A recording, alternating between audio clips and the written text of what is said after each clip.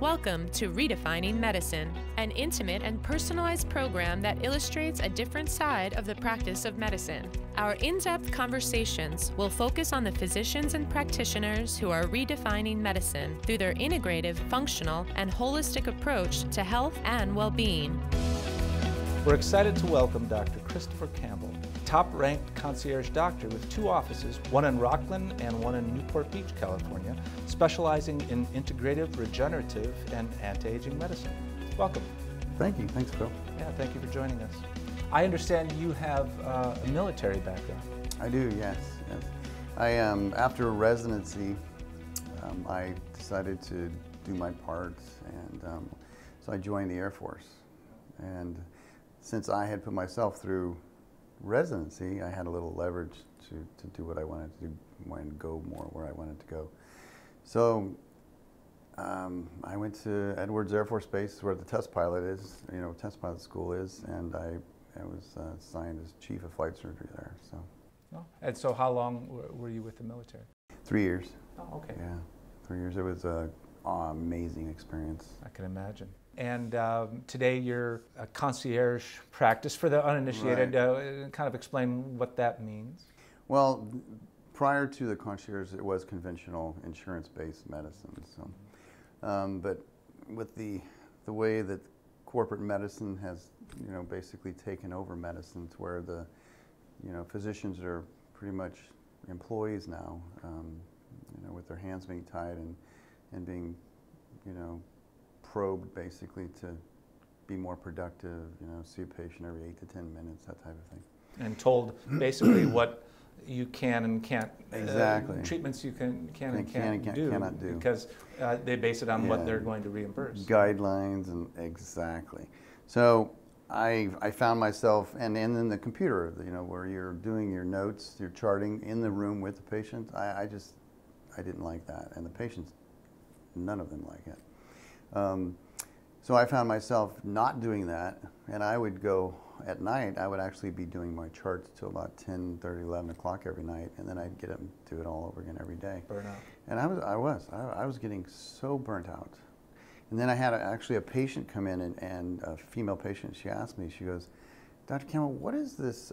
What are bioidentical hormones?" Mm-hmm. And at that point, I really didn't know. And she had read a Suzanne Summers book, so I don't like not knowing, so I literally got online and I looked up, BHR, bioidentical hormones, and A4M had a conference, like a 4-day conference in Vegas, and I signed up for it, and I'm sitting there going, where has all this information been? I mean, there's all the studies, the data. Where's this been, and why, as physicians, are we not being taught this in our basic training, residency, in medical school? So I did another, because I thought, well, okay, maybe this is a fluke, but I didn't think so. So I actually took another course, and I was hooked. I'm like, you know what, I have to sign up for the fellowship. Yeah. So, and just. Praise God, best thing I ever did was sign up with A4M and MMI. So. How long ago was that? It was, well, how long has it been? It's been about 10 years, 12 years. And also, I've done the peptide certification, which I think the peptides are, just they're going to be that's going to be a whole revolution in peptides with medicine down the road. That's a relatively new offering, I think, in the last year and a half, 2 years. Yes, yeah. Yeah. So give us a quick little thumbnail on what peptides are and how they're being utilized. Peptides, they're just very small molecules, but when we're young, when we're kids, we have these peptides in such an abundance, and they help keep us, young. And through aging or disease, they just decline. So the whole theory about peptides is that you replace those individual or given peptides, and you get the benefit, the individual benefit of those peptides. And I've seen it in practice with, TA1, TB4, the BPC157, these various peptides that have been used or in abundance, basically, over the past several years. So, and Dr. Seeds is the one heading that up. He's brilliant. Yes. You know, just like, you know, now I'm here with the advanced integrative cardiology with Dr. Houston. He's amazing. In fact, I should say, that's one of the things that A4M has really done right, is that, and set themselves apart from anyone else, is the lecturers, the instructors. Mm-hmm. They're just world-class instructors.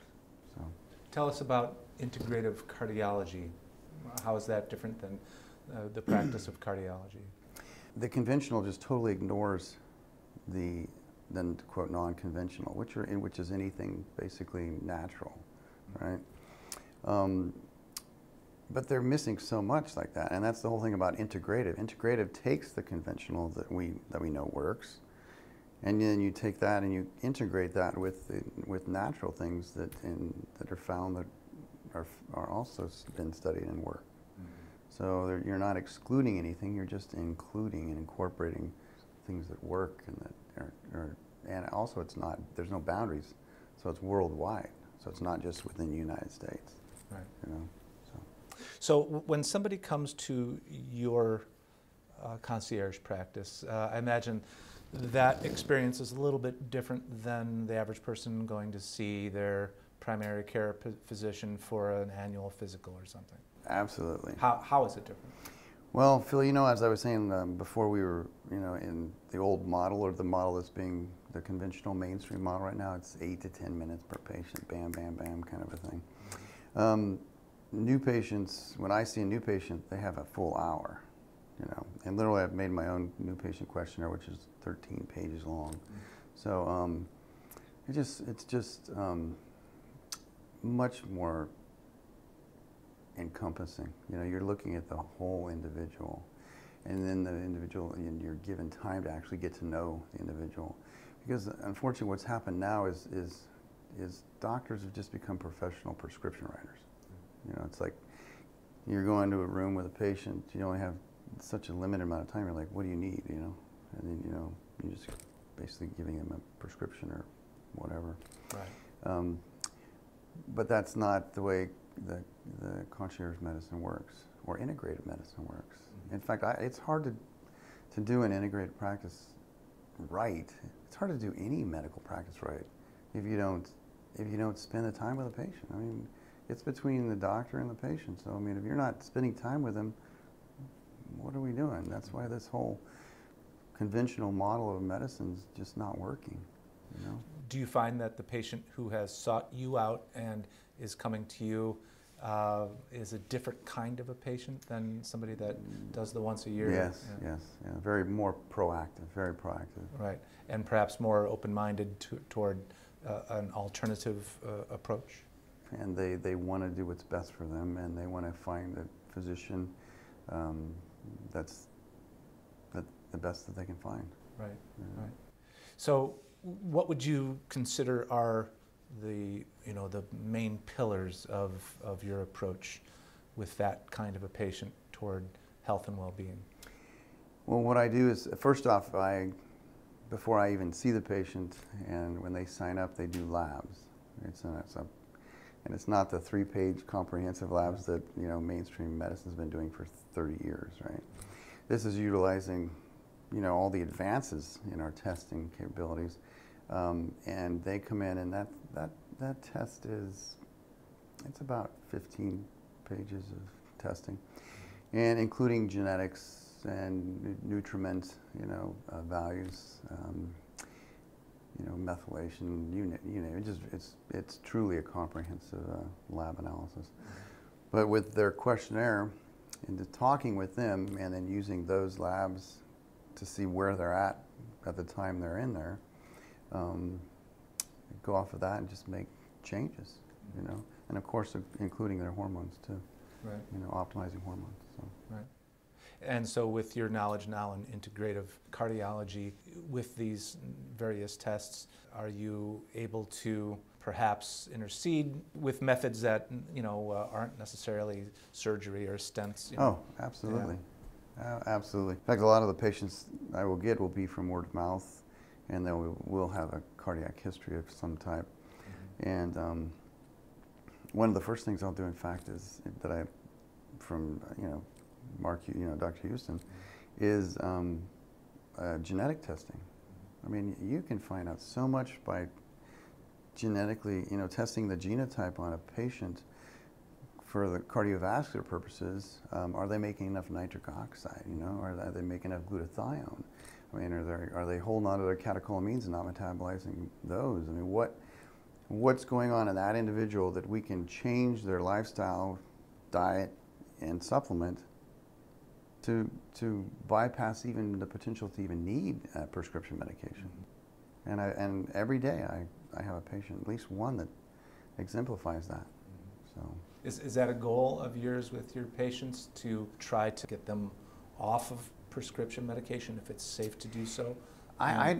See, here's the thing. I have no problem with prescription medication as long as they're required, right? Yeah. So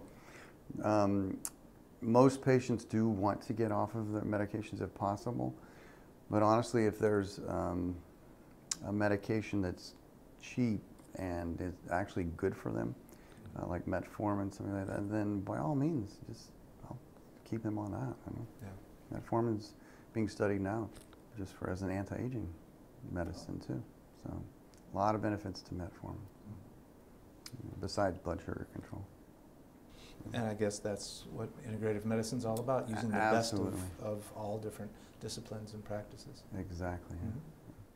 For the physician who has perhaps been going to AFREM symposiums and looking into and learning about anti-aging and functional integrative medicine, and wants to transition their practice from the traditional insurance-based model into more of a concierge, pay-for-service kind of a model, what kind of advice would you have? Because that seems like that's a kind of a scary jump to It was.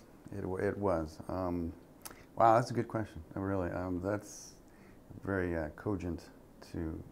In fact, I was just talking to another physician that's part of the Kaiser group, and we were just discussing. She's frightened.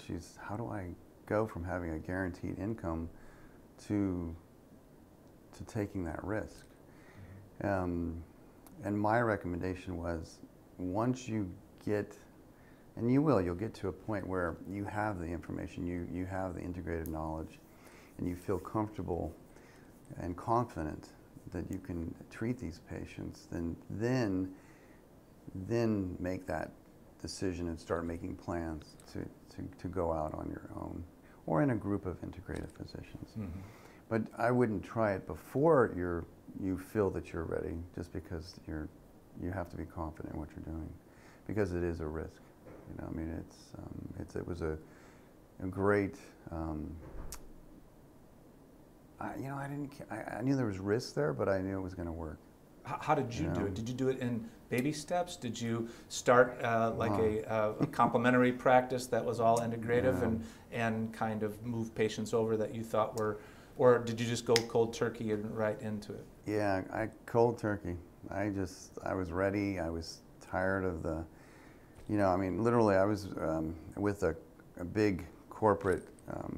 I spent 2 years. I was private before that with partners, and then the last 2 years when I was doing insurance-based medicine, I was with a big corporation, and literally I was one of their top producers. And every quarter they'd come in, and they would be, we still need to get a little more out of you. I think you still got a little bit, 2, 3 more patients a day. And when you're already seeing 28, 30 patients a day, you're like, come on, this is just nonsense. I mean, who are you trying to help here but the guys upstairs that are the business people, right? So I literally went and told them, I said, you know what, I'm giving you my notice. So that was it. But luckily my wife, she had a business background. So she did a lot of the business planning aspects of it. So, but there are organizations out there that are set up specifically to help physicians make that change, that leap. So I was just fortunate enough to have my wife to where I didn't need to join any of the concierge or membership-based. Right. Right. How has that changed your quality of life, and as you sleep better at night? Wow, that's immensely. No longer am I up doing charts 10:30, 11 o'clock at night. So to put it into more succinctly, literally I work about half as hard, and my home life is 100% better. Monetarily a lot better too as well. Wow. So there's no downside. Patient, you feel good about what you're doing for yourself, your family, and your patients. Well, thank you so much for sharing with us today, and we appreciate you being part of our podcast. That was my pleasure, Phil. Thank you.